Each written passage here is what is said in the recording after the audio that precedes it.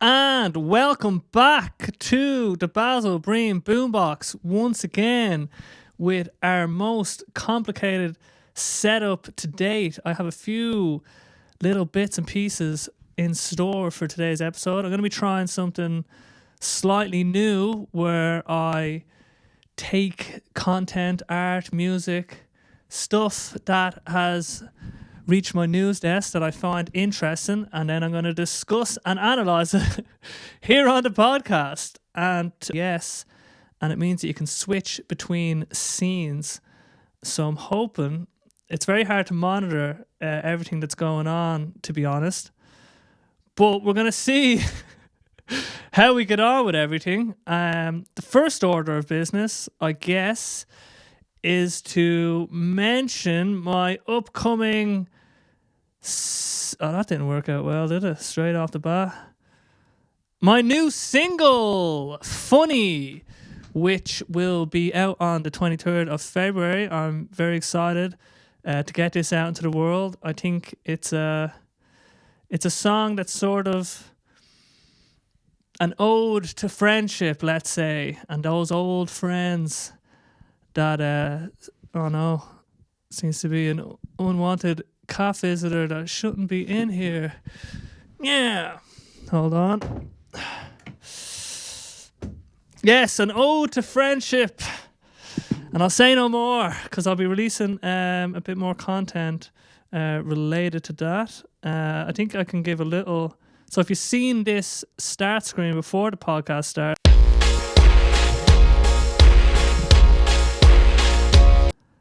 that's the song hopefully playing. Hopefully, actually, this is working. I can't really monitor the comment. I can't really do much.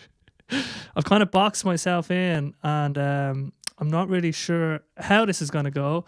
But keep an eye out on the 23rd of February for that. And I've also been experimenting with the green screen people might have seen.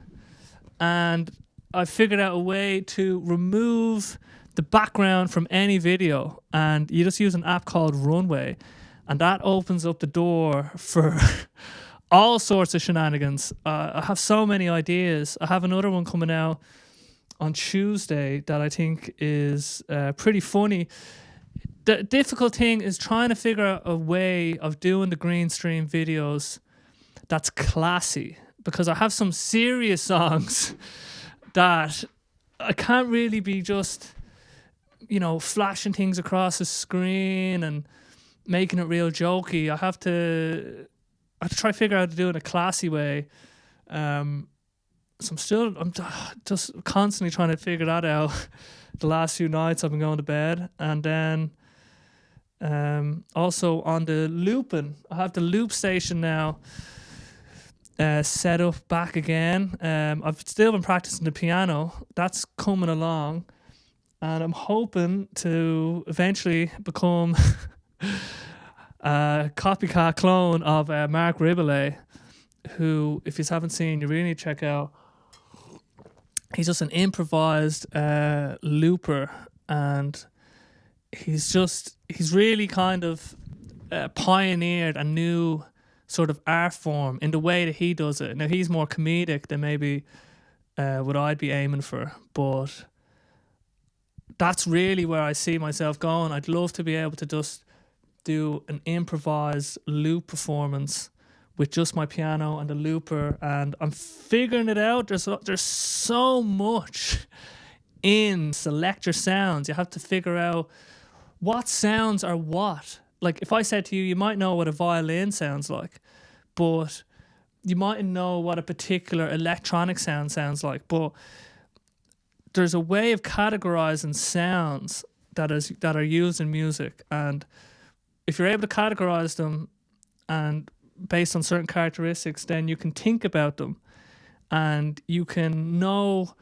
oh, I want this particular sound in here, and you can pull from your memory bank in a way that you can't really do if you don't have the language. You need to build, in any domain that you're trying to sort of delve into, you need the language to think about it properly and to build and create with it properly, I guess.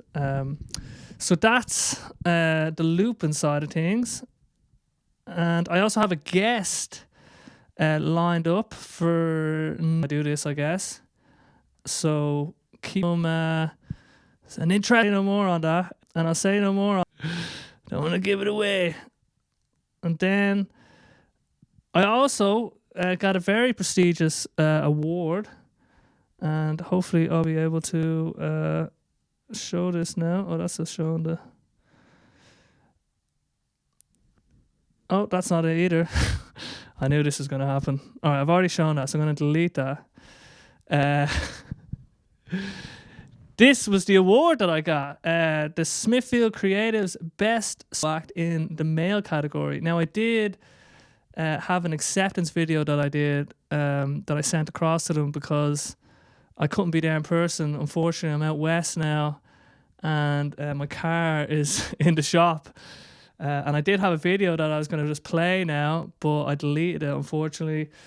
But the basic gist was thanking Adam and the entire Smithfield ecosystem and community what they've given me, because it's not always easy to pursue music. And I just really appreciate that Adam has kept his commitment to Smithfield Creatives for so long, because it's very difficult, and he's had a lot of ups and downs, a lot of venue changes, but he has still kept the torch burning. So kudos to my man Adam, and I really appreciate that award. And is that shown on the screen right now?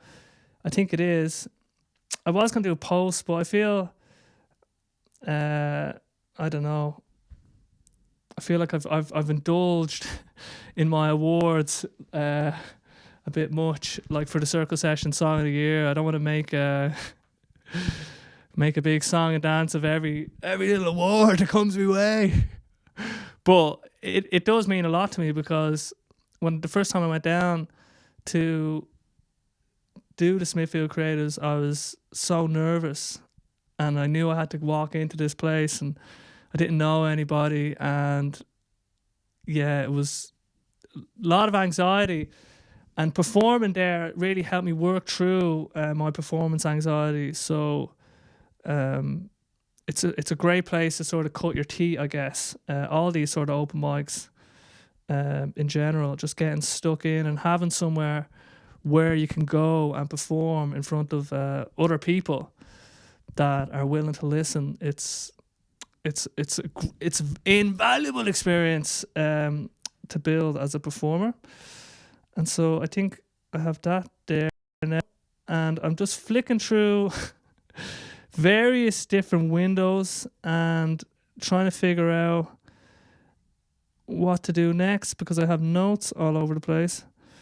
And we are getting now into our music section. It's not really the music section, but I did see a release this week from, I hope I'm pronouncing this right, I never really do, Azerty, who is a female, let's just say hip-hop artist. I never know what to call people in this domain, because how can I switch the screen? There we go, hold on. Hip-hop artist or rapper. I think hip-hop artist sounds a little bit more prestigious, but I'm going to hopefully play a little bit of this now. She's been on the scene just as long as me, I imagine, or even longer, but she actually won Circler of the Year at the Circle Session, so she basically has gone to probably every Circle Sessions for the last year.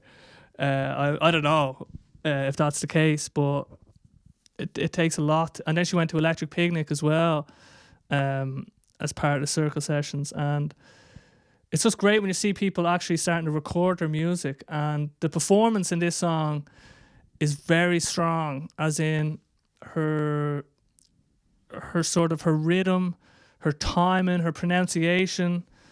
And the production is really good on it. The lyrics are funny and clever.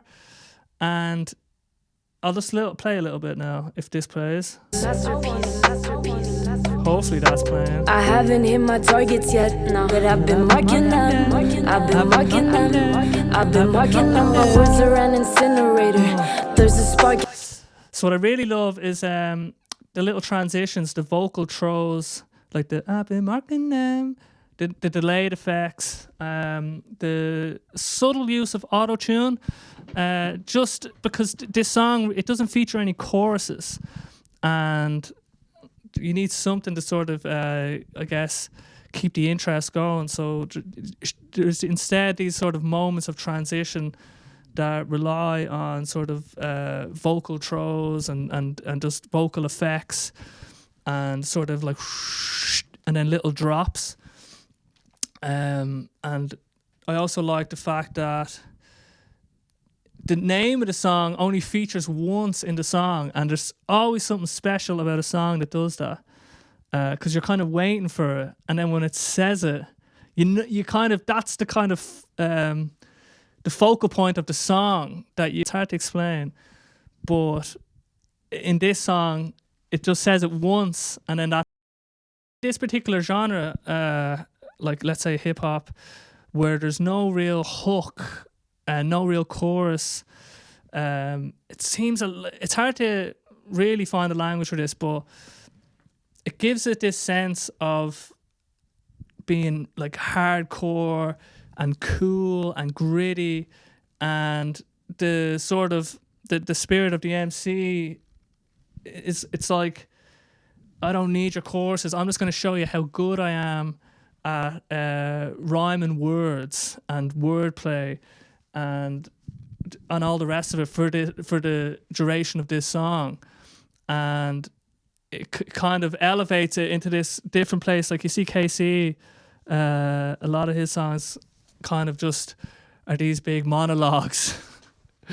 And it just gives it that it adds to the bravado. I think sort of hip hop and rap, it's the only sort of art form where you can kind of get away with saying like, I'm the best ever, I get all the women, all the men, all the money, where we kind of allow the celebration of power and wealth and all just, you couldn't really brag. Like you couldn't see Ed Sheeran just bragging in one of his singer-songwriter songs. It just doesn't feel right. And it is interesting that we still have an art form where it's energy, that part of our humanity is accepted and even sort of expected in a way.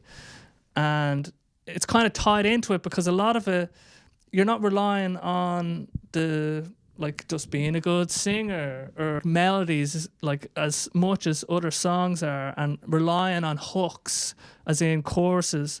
You're just relying on your ability as an MC and as a lyricist and as a thinker in a way, because you're relying heavily on wordplay and you're trying to say, look how good this is, and I'm saying it's good, what are you going to do about it?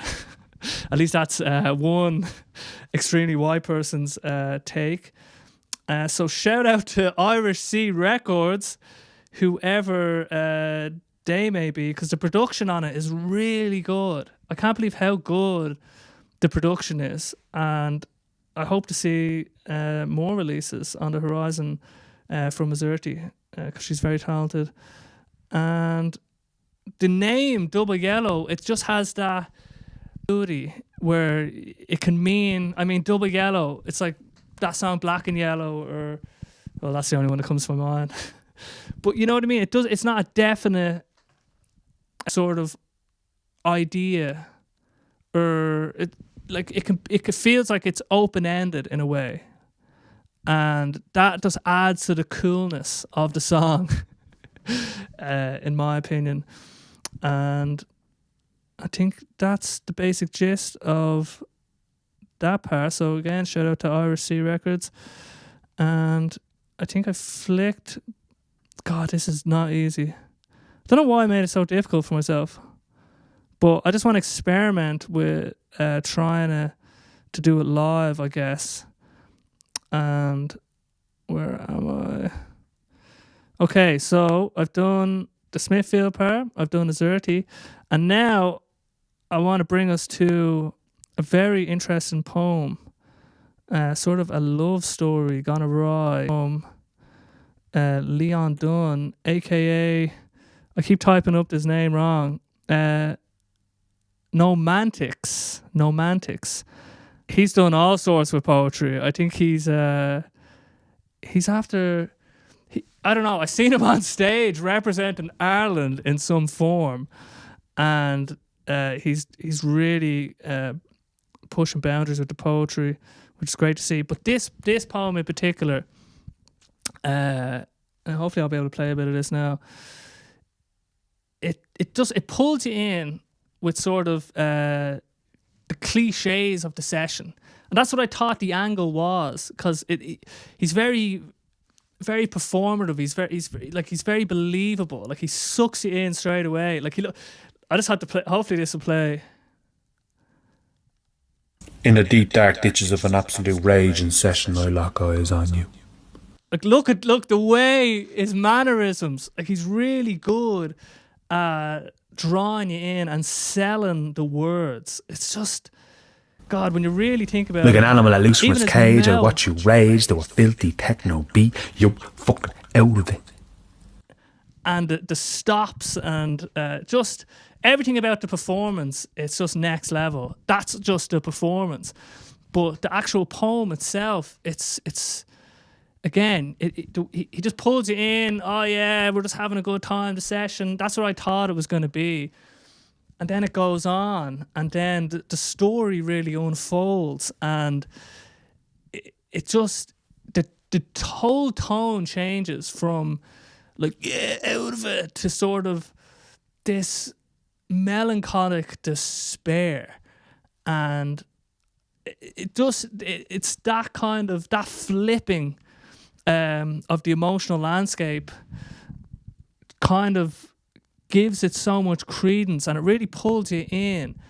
It's like at the end of a movie, there's like a twist, and you're just left with that shock.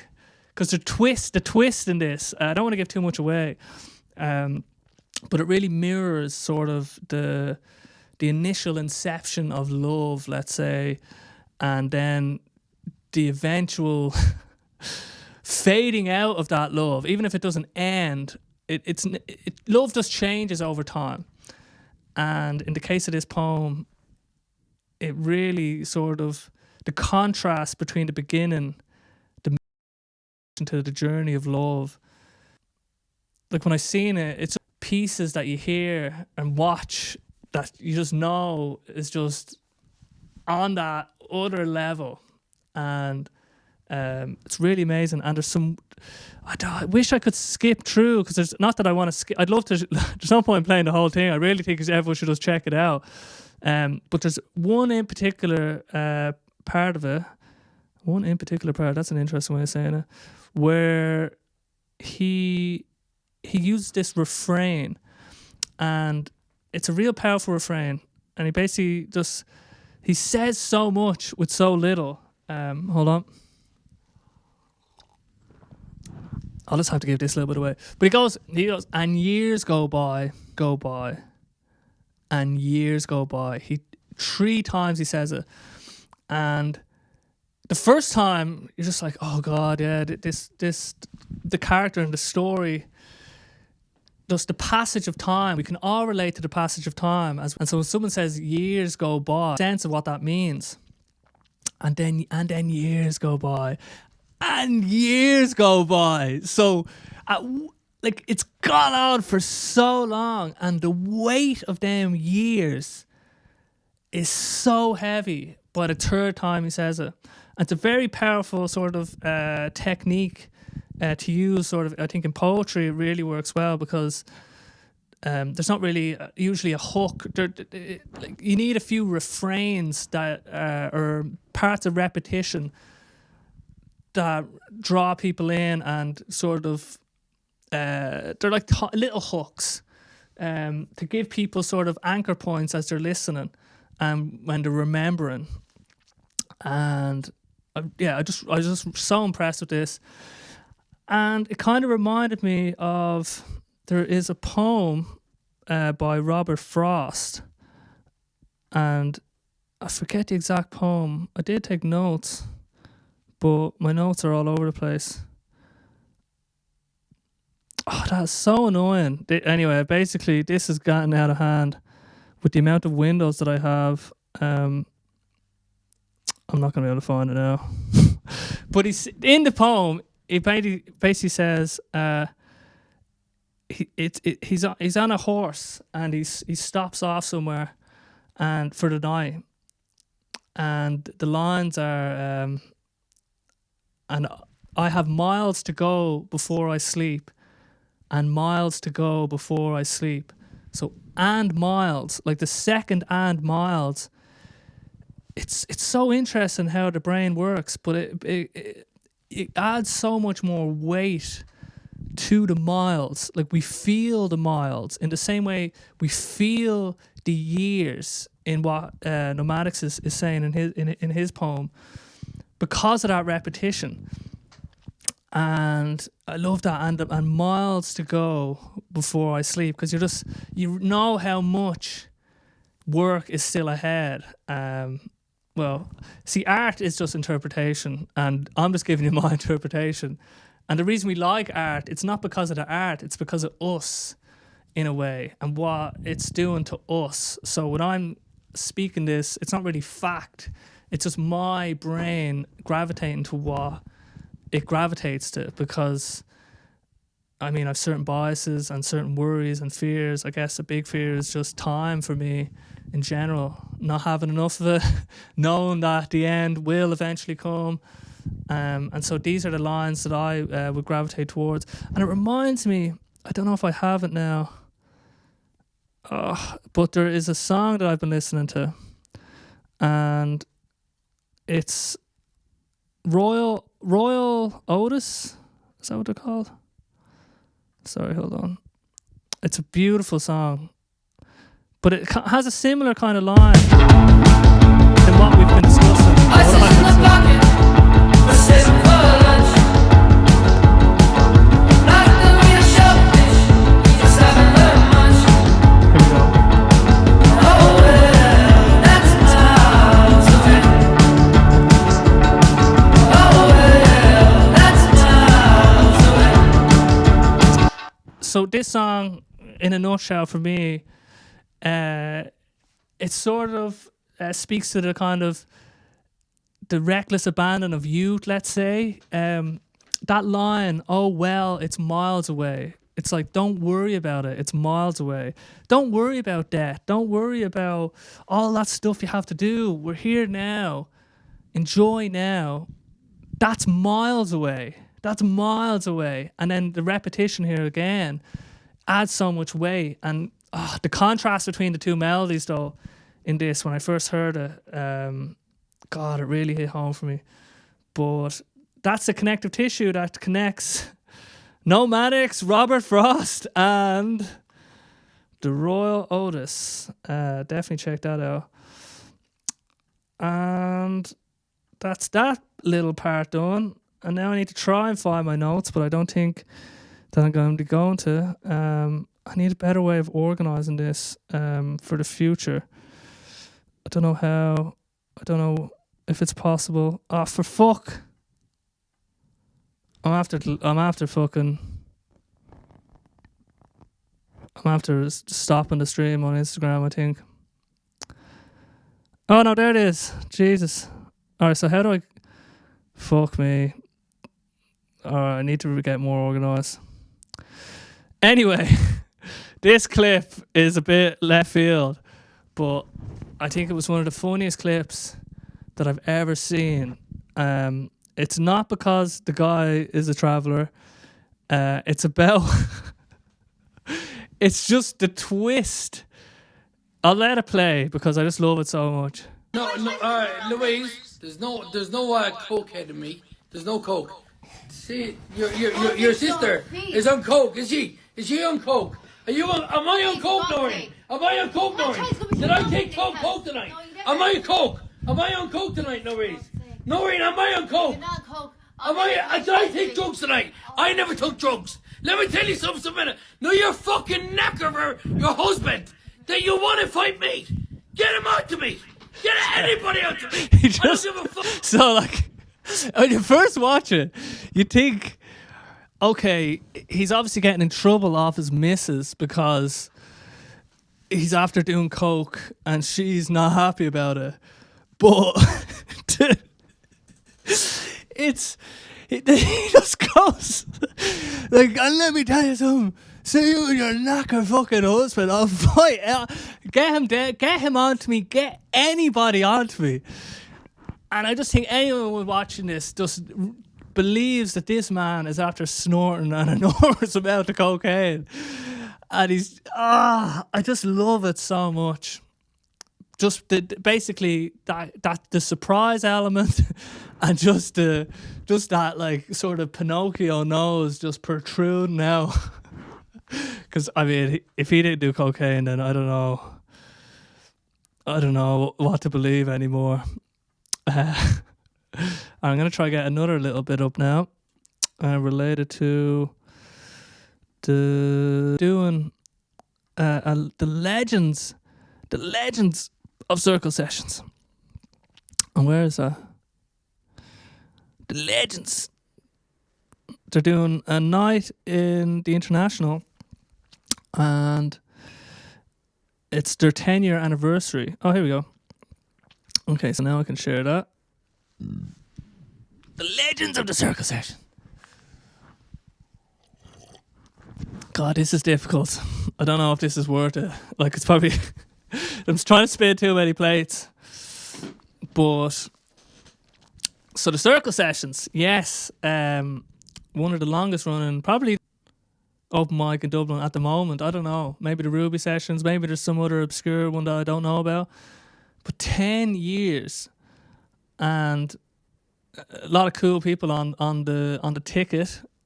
People that I know. But I hope there's like some old school people from times of old. Like because I only know about the circle sessions. But like, who are the people? Who was there 9 years ago? I wonder if they could get anybody of old. I think that'd be really interesting. And another thing I was thinking about was just the fact that you can become a legend of the circle sessions, and not many people will be able to say in their lifetime that they were a legend of the circle sessions. In the same way, like, I've never scored a goal in football, and I'll never be able to say probably that I scored a goal in like in a decent football match.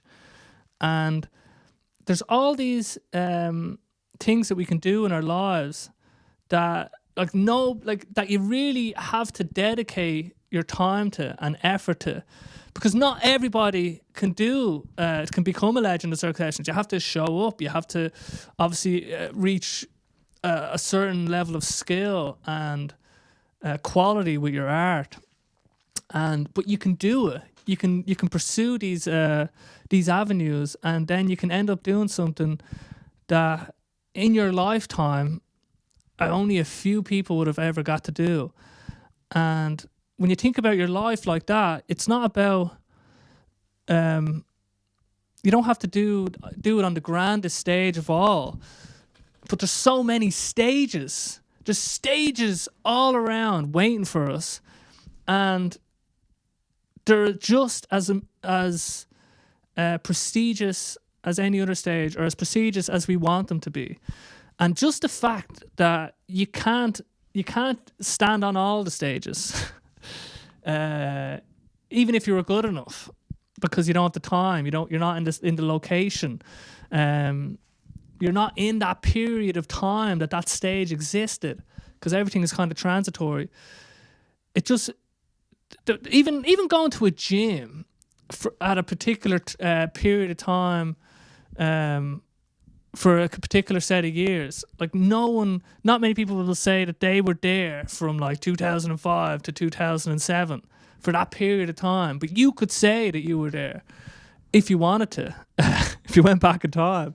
I don't know if I'm getting this point across or not, But there's something just powerful when we realise there's only so much we can do with our lives, and we give as much importance to what we do as we choose to, and it's up to us to choose what are the big important things that we want to achieve and are going to partake in, and what's actually possible. Like, we can't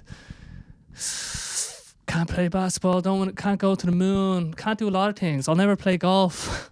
I'll never be on the grand open field, whatever the thing is.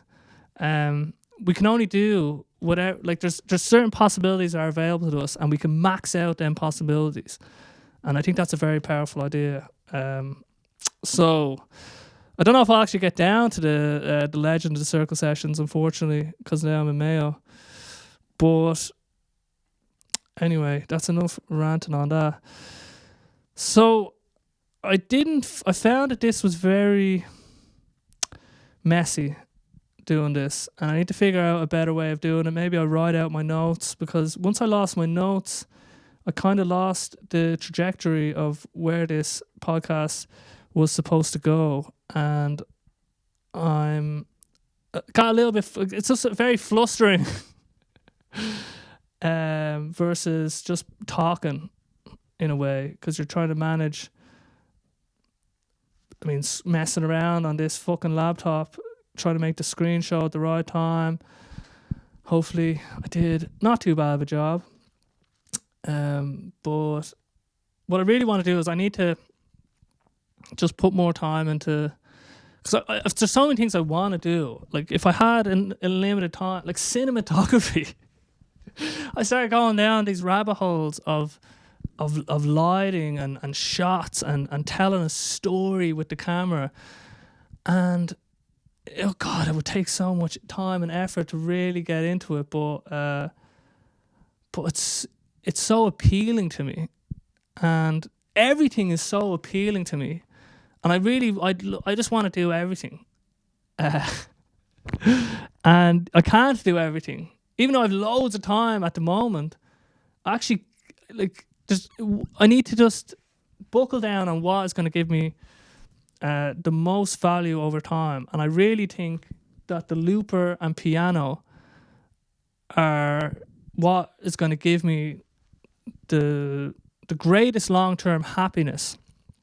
So I need to buckle down more. And I am, in fairness, I am. But I'm still starting to see the light now, because I build my own fucking subtitle editor for my videos, and I think there is value in that, but like, I put so much time into that, and like long nights into that, and you fair enough, you come out with this other artifact, this other piece, this other tool, and all the learnings that came along with it, but you can only put your time into so many things. And you can only get really good at so many things with your time here. So I need to, and even with this, the podcast, like, if I really wanted to do a really good job on this, it would take so much more effort. Like, I wanted to do a run through with this podcast, let's say, and just to, figure out the weak points and say what I was going to say. But I just couldn't be arsed. I was just like, I'll just fucking stick it on and talk and see what happens. But there's ways you can take stuff to the next level. But it's just about how much time do you have to put into this. And I don't think in the future, if I'm on my own, that I should be flicking... Because it's the bit of setup as well. I don't know if it's worth it in the end. In terms of what I want to get out of this, because these obviously aren't as valuable for people. I think me doing them on my own, but the guests, I think that's what actually is more interesting for other people. So if I'm doing them on my own, I might just go back to just getting basic notes and talking, because I just found that trying to manage all these windows and everything else was just very flustering on your own. But you live and learn. I just wanted to try it out. But I do want to get, like, the live streaming is something I want to get into with the music. I just basically need to copy Mark Riboulet from his first video up until now, and I need to just put as much time as I can into that and less time into fucking around with videos and all the other extracurricular stuff. I just want to figure out a way of doing like guitar performance videos that is somewhat interesting, and that I can just repeat, like, because it's not like I want to, like, the music marketing side of things, it's like it's a necessary evil in a way, and you do learn a lot from, you know, recording yourself, trying to get the best take, trying to mix the audio, trying to make it nice, but you just want something that you can just repeat every time, and that's of decent enough quality. So with the green screen, you can change out the background every time at least. I'm not going to go too crazy with the green screen anymore. I do have something on Tuesday that is a little bit more involved, but I think it's all about trying to introduce variability. So with the green screen, okay, you can change the background, you can change some of the zooms, and it allows me, because otherwise it would just be me standing here singing in front of a wall every time. And so just that little bit of variation and variability, I think, makes it slightly more interesting. So I do think there's value in the green screen, but I don't want to get too carried away with it. But anyway, I think that's it for now. Hopefully this went out okay. And I will catch you in the next one with a guest to be announced.